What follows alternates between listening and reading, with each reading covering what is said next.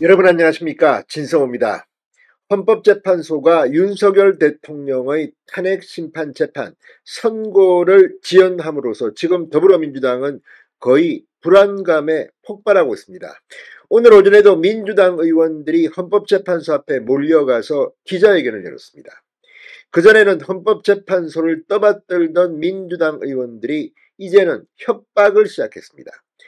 이렇게 헌재가 윤 대통령 선고를 지연하면 앞으로 헌법재판소가 국민들로부터 지탄을 받을 거라는 협박성 발언이 잇따르고 있습니다. 이런 가운데 어제 이재명 대표의 현장 최고위원회 발언은 백미라고 할 수 있겠습니다. 최상목 대통령 권한대행을 겨냥해서 현행범으로 즉시 체포할 수 있다. 그리고 그 주체가 경찰, 국민, 국민들이 체포한다는 말은 또 무슨 말입니까? 그런데 문제는 이런 발언이 범죄가 될 수도 있다. 이런 의혹까지 나오고 있습니다. 실제 김태우 전 강서구청장이 이재명 대표를 형사고발했다고 SNS에서 직접 밝혔습니다. 그런데 어제 이재명 대표의 발언이 언론에 소개된 것과는 달리 상당히 심각한 부분이 있었습니다. 경호처가 어제 이재명 대표의 이 발언을 듣고 깜짝 놀라서 최상목 대통령 권한대행의 경호 인력을 늘리겠다고 보고했다고 합니다.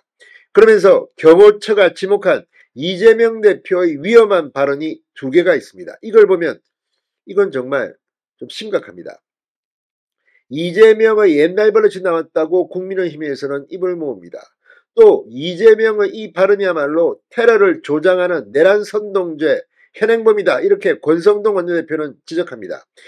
이게 법적으로 현행범인지는 논란이 있고 제가 볼 때는 현행범까지는 아닙니다. 그런데 이재명이 최상목 대행을 현행범이라고 했습니다. 정치적 공세로 볼 수 있지만 제1야당의 당수가 이런 발언을 서슴지 않고 몸조심해라. 거의 깡패들이 뒷골목 깡패들의 경고입니다. 밤길 조심해라. 아무튼 이런 이재명 대표의 발언 중 위험한 것은 뭘까요? 경호처가 아주 정확하게 제시했습니다. 이재명 대표를 수사하게 되면 이재명 대표는 징역형 실형 선고도 가능하다는 이야기까지 김태우 전 구청장은 합니다. 그런 대법원 판례가 있다는 겁니다. 조폭이 이렇게 협박성 발언을 했다가 실형을 선고받았다는 겁니다. 상황이 상당히 꼬이고 있습니다. 그런데 최상목 권한대행은 오히려 경호 수준을 강화할 필요가 없다고 주변에 말했다고 합니다. 이재명 대표가 또 한 번 망신을 당한 것 같습니다. 진성호의 융단 폭격 시작합니다. 이재명 더불어민주당 대표를 융단 폭격합니다. 경호처가 특히 이재명 대표의 발언 중 심각하게 보는 것은 2가지입니다. 광화문 천막농성장에서 최대행이 근무하는 정부 서울청사를 콕 집어 가리키며 이 앞에서 최대행이 근무하는 모양이죠 라고 말했다는 겁니다. 그리고 또 하나, 국민 누구나 최대행을 체포할 수 있다. 이 발언을 가장 큰 위해 요소로 판단했다고 합니다. 일단 국민 누구나 최대행을 체포할 수 있다. 이 발언을 했다는 건데 이 발언은 누가 들어도 이상합니다. 아니, 국민 누구나 최대행을 체포할 수 있다. 이거는 개인의 사형, 린치를 허용하겠다는 겁니까? 그러니까 이재명 대표가 이렇게 지적하면 국민 누구나 대통령 권한대행을 체포할 수 있다. 즉시 체포, 현행범이다. 이게 말이 안 됩니까? 이게 지금. 그리고 이재명 대표가 정부 서울청사를 가리키면서 이 앞에서 최대행이 근무하는 모양이죠. 이 말은 뭡니까? 중앙일보는 이런 이재명 대표의 발언에 대해서 이 대표가 지지자들에게 최대행을 겨냥해 일종의 좌표를 찍은 것으로 해석될 수 있다고 말했습니다. 장소를 가리키고 국민 누구나 체포할 수 있다. 니들 최대행 체포하라. 이거 테러를 조장하는 겁니까? 뭡니까? 이 발언을 이재명 대표가 했다는 것 자체가 정말 깜짝 놀랄 일입니다. 이만큼 초조한 것일까요? 이재명 대표는 이번 주에 헌재가 윤 대통령 탄핵 선고를 하지 않고 넘어간다. 그리고 다음 주에도 주초에 헌법재판소가 선고를 한 예는 별로 없다고 합니다.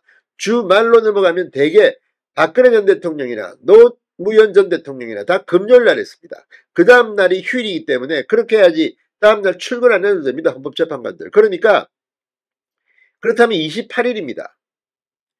그런데 26일 날 이재명 대표의 선거법 2심 선고가 있습니다. 이걸 보고 헌법재판관들이 윤 대통령을 기각 혹은 각하로 대통령의 직무하게만 하면 어떻게 되겠습니까? 이재명은 최악의 악몽을 꾸게 되는 겁니다. 이게 무서워서 어제 평정심을 읽고 최상목 대행한테 이런 발언을 한 걸까요?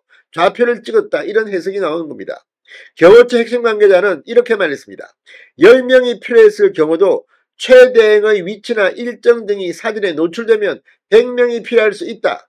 정치적 문제를 떠나 이재명 대표 발언으로 최 대행에 대한 위해 요소가 커진 것이 사실이라고 말했습니다. 그럼에도 불구하고 최 대행은 어제 이재명 대표의 발언을 보고받은 뒤 국정 운영에 전념하는 것이 맞지 않겠느냐, 별다른 반응을 보이지 않았다고 합니다. 마은영 후보자 임명과 관련해서도 한덕수 국무총리가 탄핵 심판에서 복귀할 때까지는 보류하겠다는 입장을 유지하고 있습니다. 자, 그러면서 이 경호에 대해서는 최상목 대행이 참모와 대통령 경호처 등에 이렇게 말했다고 합니다. 현행 경호 수준을 유지해달라, 이렇게 지시를 내렸다고 합니다. 자, 이재명의 몸조심하라 발언 이후 경호처가 검토하던 경호 수준 격상을 최 대행이 만류한 겁니다. 자, 이런 가운데 이 김태우 전 강서구청장이 이재명 대표를 형사고발했다고 이 SNS에 글을 올렸습니다.